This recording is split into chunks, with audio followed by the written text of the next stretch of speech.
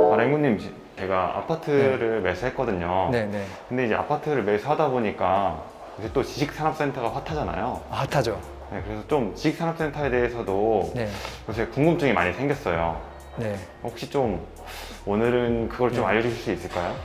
할 수 있죠. 네. 일단은 뭐 어려운 이야기 필요 없고요. 네. 그냥 그 실체를 보면 되거든요. 아, 예. 지사안에서 어떤 층이 좋은지, 아. 어떤 향이 좋은지, 그냥 그런 기본적인 것부터 이해를 하면 좋을 것 같아요. 그래서 보통 지사안이 사무실이 왼쪽에도 있고 오른쪽에도 있는데 네. 여기에는 왼쪽만 있고 오른쪽에는 없거든요. 네. 화장실이랑 계단이 있고 그 건너편으로 가면 있단 말이에요. 네. 그래서 한 바퀴 돌게 돼 있어요. 자, 이 경우에 왼쪽하고 오른쪽 호실이 이렇게 쭉 나열돼 있단 말이에요. 여기 사이드에는 잘 없는 경우가 많아요. 있긴 하지만 거의 이렇게 있거든요. 네. 이랬을 때 어디가 더 좋은 호실일까요? 저는 다 똑같아 보이는데요. 근데 네. 기본적으로는 남향이 좋아요. 아. 아무래도 따스하니까. 네. 근데 이게 사무실이라고 해서 해가 안 들어오는 것도 좋아하지 않아 라고 하지만 그렇지 않아요. 남향이 좋아. 아무래도 또 난방비 네. 같은 게 좀 덜 들 수도 있나요? 아무래도 그렇죠. 근데 난방비는 큰 차이는 없는데 네. 그래도 너무 서늘하잖아요. 사무실 자체가. 그리고 건물 자체가 그쪽 면을 이렇게 대로로 끼고 만드는 경우가 많아요. 네. 기왕이면. 네. 그래서 그런 부분 이해하면 좋을 것 같고, 그 다음에 좀 더 가볼까요? 그 다음에 이제 호실들이 이제 여기서부터 쫙 있단 말이에요. 네. 그랬을 때 과연 어느 호실이 좋은 호실이냐? 어, 1부터 10번까지 있다고 봤을 네. 때. 저라면 저는 끝이 좋을 것 같아요. 되게 코너 호실. 네, 조용해가지고 네, 좀 네. 끝이 좋을 것 같아요. 근데 코너 호실에 있으면 엘리베이터는 어디에 있을까요? 엘리베이터는 중간에 있지 않나요? 보통은 중간에 네. 있죠. 네. 그럼 손님이 오면 얘를 어떻게 찾아가요? 아. 왜냐면 여기는 지산이니까 네. 찾아와야 되잖아요. 네. 그래서 결국은 엘리베이터를 타고 내려와서 제일 가까운 곳이 좋아요. 근데 이제 코너 호실의 장점은 하나 있죠. 어떤 거기는 이제 확장이 되거든요. 네. 근데 보통 베란다가 하나가 아니라 코너는 두 개죠. 그 서비스 면적이 하나 있다는 그거 때문에 코너가 인기인 거죠. 그래서 여기 할래, 코너 할래라고 하면 고민을 해봐야지. 아. 근데 아마도 투자자들은 그래도 면적이 조금 넓은 걸 좋아해. 아. 그래서 코너 호실을 먼저 선점하고 두 번째로는 가운데 호실을 선점하고. 아. 그럼 그 다음에 뭐 사야 되느냐? 가운데에서 가까운 순으로. 아. 그래서 꼴찌가 코너 바로 옆에 있는 거예요. 아. 그래서 분양할 때 코너랑 코너 바로 옆에 있는 호실을 합쳐서 분양하는 경우가 많죠. 그 두 개를 무조건 사야 된다. 아. 왜냐면 코너 호실 누가 사면 옆에 거 안 팔리니까. 아. 그렇게 이제 분양을 많이 하죠. 그래서 실제 뭐 로얄동, 로얄층 이런 부분에 있어서 지금 층에 대한 설명 거의 다 했고 네. 로얄동만 남았잖아요. 네. 어디가 로얄동일까요? 1층은 상가야. 2층부터 저 위층까지. 그래도 고층이 좋을 것 같아요. 왜냐면 또 뷰가 있으니까. 뷰가 있긴 하죠. 네. 그러면 아침에 출근하자마자 항상 네. 어디서 밀려요? 아, 엘리베이터에서 밀릴 것 엘리베이터에서 같아요. 줄 네. 쓰잖아요. 네. 딱 9시 직전에. 네. 그럼 그 사람들 입장에서 11층까지 가려면 한참 기다려야 돼요. 그래서 사실 직장인들은 중간층을 더 선호해요. 왔다 갔다 할 수 있으니까. 한 10층이라고 하면 한 한 4층, 5층? 4, 5층이 되겠네요. 그 정도면은 뷰도 막히는 거 없으면서 무난하죠. 그리고 분양 가격은 고층일수록 비싸요. 그러니까 실제 시간이 지나면 가격 큰 차이가 없어요. 아파트는 고층과 중층, 저층 가격 차이가 10% 이상씩 나거든요. 근데 지사는 그렇지 않아요. 그러니까 어떻게 보면 분양 받을 때부터 중간층을 하는 게 낫지. 가격도 저렴한데 실사용자들도 좋아하고 가성비도 좋고. 그래서 어떻게 보면 제가 봤을 때는 중간층이 로얄층이에요. 그럼 같은 층수가 같을 때 네. 호실별로 가격 차이는 얼만큼 나나요? 거의 안 나요. 아. 그냥 평단가로 때려요. 같은 층은. 그래서 호실이 중요하죠. 가격이 똑같으니까. 그 다음에 중요한 건 뭐냐면은 우리 아파트에서는 엘리베이터 개수가 비슷하잖아요, 다. 그렇죠. 근데 지사는 엘리베이터 개수가 어떤 데는 4개, 그 다음에 뭐 큰 화물용, 그 다음에 이제 비상용 엘리베이터 이렇게 해서 어떤 곳은 6개, 뭐 8개 좀 많은 것도 있고 어떤 곳은 작은 것도 있어요. 근데 직장인에게서 제일 중요한 건 엘리베이터다. 아, 맞아요. 엘리베이터가 거의 교통이랑 마찬가지예요. 역세권의 의미랑 거의 같거든요. 그래서 위치는 당연히 여기 중요하지만 이 건물 내에서는 엘리베이터 개수가 너무 중요하다. 그 지선에는 네. 어떤 회사들이 들어오는지 이런 것도 좀 궁금하더라고요. 또 네. 아무 회사나 들어올 순 없다고 또 들었거든요. 네, 맞아요. 맞나요? 기본적으로 여기는 공장이잖아요. 네. 공장이기 때문에 공장에 못 들어오는 대표적인 업종이 변호사 사무실, 병원, 뭔가 손님들이 엄청 드나드는 그 다음에 일반적인 영어 학원 이게 있으면 어떻게 되겠어요? 그러면은 안 맞잖아요. 네, 안 맞을 것 같아요. 그런 류는 다 안 돼. 그렇지 않는 것들 중에서 이게 완전 제조형이 있고 그냥 일반 오피스에서 사무실로 쓰는 그런 업종이 있을 텐데 네. 일반적인 업종은 거의 다 돼. 웬만하면. 그럼 크게 병원, 네. 학원. 네. 근생에 들어갈 될 사람들은 업종은 안 되지. 그래서 지산의 2층이 뭘로 되어 있냐면 업무시설로 되어 있거든요. 네. 이 업무시설은 다 돼. 그래서 변호사 사무실은 2층 업무시설에 들어올 수 있는데 3층부터 위층까지 공장에는 못 들어오죠. 그래서 2층 같은 경우는 예를 들면은 3층에 쓸 사람이 2층에 가면 될까요? 안 될까요? 안 되죠. 돼요. 공장을 쓸 사람도 2층은 갈 수 있어. 그 반대가 안 되는 거예요. 그럼 이게 더 좋은 걸까요? 그러면 더 좋은 것 같아요. 왜냐면 많은 사람들을 받을 수 있잖아요. 그럼 예를 들어 내가 조용하게 사무실로 쓸 건데 네. 그 층에 전부 다 병원, 영어학원, 변호사 사무실인데 거기에 내 사무실이 있어. 때로는 거기 헬스장도 들어와. 안 좋을 것 같아요. 안 좋잖아요. 네. 그것도 안 좋지만 시끄러울 혜택이 것 같아요. 없어. 혜택이. 어떤 혜택이 없냐면 공장으로 들어가면 나중에 공장으로 들어간 거에 대한 혜택이 있어요. 취득세 감면. 그 다음에 공장에 들어갔기 때문에 나중에 공장 그 등록을 할 수 있거든요. 그걸 통해서 우리가 이제 어떤 업종을 영위할 때 뭐 국가에서 뭔가 프로젝트를 진행하거나 했을 때 뭔가 특혜도 있고 근데 그런 것들을 업무 시설로 가면 하나도 받을 수가 없죠. 그래서 어떻게 보면은 더 많은 수요가 위에 있단 말이죠. 그럼 지산에서 2층을 사면 좀 바보라고 할 수 있겠네요. 이게 왜 그러냐면 교육은 이걸 대체제가 있느냐 없느냐가 중요한데 네. 공장은 대체제가 없어요. 이 2층 업무 시설은 근생 빌딩이 많잖아요. 네. 걔네들이랑 경쟁을 해야 돼요. 내가 만약에 변호사 사무실인데 여기를 들어갈 이유가 있나요? 없어요. 그러니까 차라리 딱 오피스 근생 사무실에 네. 2층에 변호사 사무실 전체 층을 내가 다 쓸 수 있단 말이에요. 네. 크게.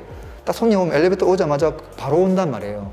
근데 여기는 오자마자 호실 10개니까 찾아야 돼. 네. 변호사 사무실인데 네. 불편하잖아요. 네. 그래서 정말 좋은 입지가 아니면 글로 안 들어가죠 또. 병원도 잘 안 들어가려고 하고. 그래서 근생하고 경쟁해야 되니까 업무 시설은 공장보다는 조금은 떨어진다. 그렇지만 분양가는 좀 더 비싸다. 1층 상가가 제일 비싸고 그 다음 업무 시설은 공장.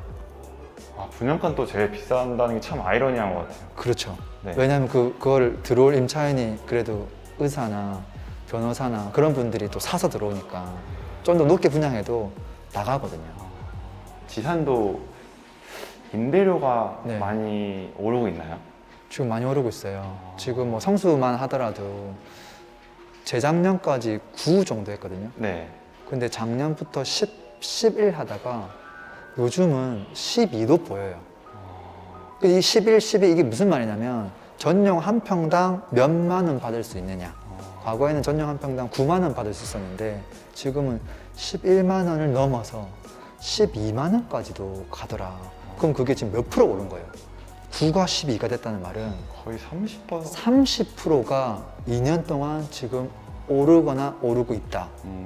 임대료가 그 정도 오르면 매매가를 역계산하면 이게 장난 아닌 게 돼요. 왜 그럴까라고 보면은 그 많은 대기업 평생 직장이라고 믿었던 사람들이 네. 뛰쳐나온 사람들이 1%만 돼도 어떻게 되는 거예요? 엄청 많은 그 사람들이 나와서 전부 다 1인 기업가가 되고 뭐 스튜디오를 만들고 자기만의 어떤 사업을 하거든요. 스마트 스토어도 하고 그러다 보니까 되게 많은 사무실이 필요를 하게 되죠. 그러다 보니까 수요는 넘치고 공급은 한정적이고 그래서 임대료는 올라가고 매매가도 오르고. 근데 지산이 공급이 한정적인 이유가 뭔가요? 지산을 공급할 수 있는 위치가 정해져 있어요.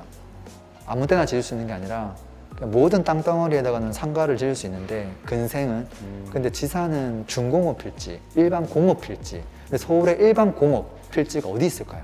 언뜻 생각해보면 구로에 좀 있었던 것 같은데 네. 뭐 그런 생각 들잖아요. 네네. 영등포도 있고 성수도 이제 막 공장들이 카페로 바뀌고 하잖아요. 네. 그러니까 그런 곳만 있는 거예요. 나머지 우리가 알고 있는 뭐 종로, 성북구, 동대문구 이런 곳에 필지가 단 한 필지도 없어요. 강남, 서초, 뭐 송파 하나도 없고요. 근데 거기는 이제 뭐 7층짜리 근생 건물이 많죠. 근데 지산은 1도 없다는 거죠. 근데 그랬을 때 일반인들이 내가 만약에 창업자예요. 1인 기업가를 만드는데 지산을 들어갈까? 근생을 들어갈까? 똑같은 10평짜리 들어갈 때 어떤 걸 선택할까? 편리한 건 근생이 맞아요. 네. 뭐가 비싸. 그걸 사용하는 사람 입장에서. 관리비가 엄청 비싸. 관리비가 한 2배 차이 나. 그러니까 내가 만약에 아파트 관리비랑 뭐 오피스텔 관리비가 있을 때 오피스텔 좀 비싸잖아요. 네. 근데 2배까지는 차이 안 나거든요. 네. 근데 그게 2배 이상 차이 나지 생각해봐요. 네. 너무 크잖아요. 네. 그러니까 임대료는 비슷할 수도 있고 사실 임대료는 지산이 좀 더 낮아요. 근데 관리비가 딴 데는 50만 원, 여기는 지산은 50만 원 나오는데 거기는 150만 원 내라고 해요. 사이즈가 커지면 관리비만 한 300 내야 돼. 월세가 300인데 관리비가 300이야. 특히 오래된 큰 건물 있잖아요. 네. 그런 거는 관리 비용이 굉장히 많이 나와요. 그다음 두 번째 이유는 주차장이 불편하다. 주차장이 엄청 불편하고 직원들, 심지어 대표조차도 주차를 못 해요. 아니, 월 주차를 30만 내겠다고 하는데도 불구하고 공간이 없어요. 지산의 극장점이 뭐냐면 주차장이 지하 5층까지 있죠. 그 두 개 차이가 굉장히 크죠. 근데 잘 몰라. 창업하는 사람들이 그걸 잘 몰라. 지산 존재 자체를 모르니까 네. 반값짜리가 있는데 불구하고 네. 근생으로 가. 네. 저도 그랬거든요. 그래서 조금 안타깝죠. 고향이 지방이거든요. 네. 지방에 내려갔더니 네. 지산을 막 분양한다는 거예요. 맞아요. 혹시 지방에서 지산을 분양받는 거는 개인적으로 어떻게 생각하시나요? 뭐 이거랑 비슷하지.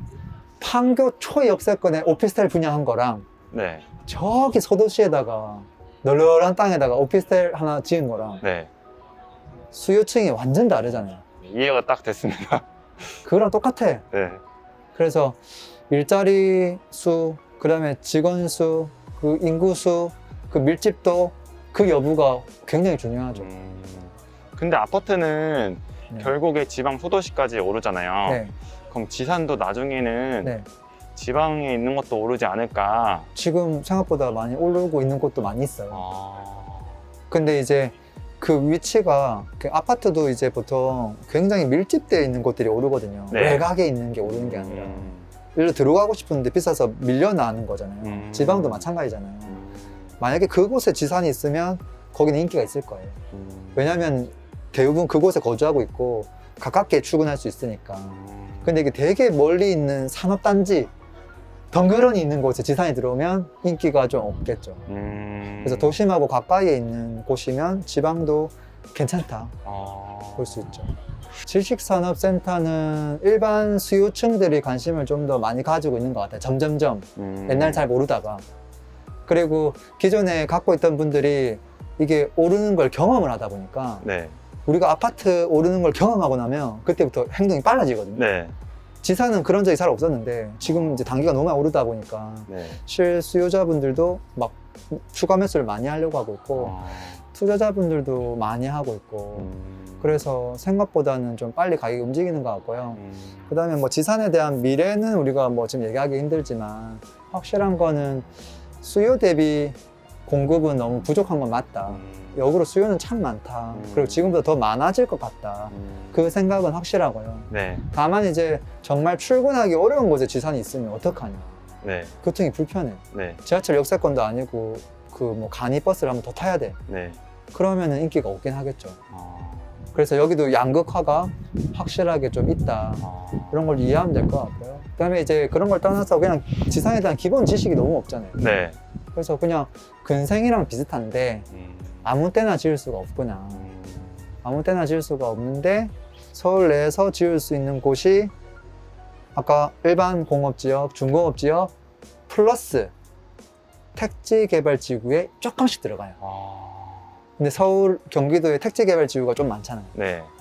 은근히 많거든요. 네. 뭐 지축지구, 그 다음에 뭐 김포로 가더라도 뭐 장기 신도시 안에 살짝 들어가고, 네. 그 다음에 고등지구, 네. 뭐 하남 신도시 네. 그런 곳에 다 위치를 만들어줘요. 네. 심지어 세종시도 그런 곳들이 필지가 그려져 있어요. 만약에 세종시에 지산이 들어간다, 네. 그건 오르죠. 위치도 좋고 그런 게 또 생길 수가 없거든요. 네. 사람이 임의적으로 넣어준 거거든요. 네. 근데 거기에 교통도 좋고 입지가 좋다고 하면 거기는 오르죠. 오늘 지산에 대해서 네. 물어볼 수 있어서 너무 행복했어요. 아, 그래요? 네. 계속 지산에 네. 대해서 네. 또 물어봐도 될까요? 가능하죠. 네. 뭐 그때는 조금 진짜 현장을 돌면서 네. 한번 현장을 좀 답습하면서 이야기해보면 어떨까 싶어요. 오늘은 그냥 간략하게 실내 이제 어떤 모양인지만 좀 보여드렸거든요. 네. 아, 네. 앵구님 오늘도 좋은 말씀 감사합니다. 고맙습니다.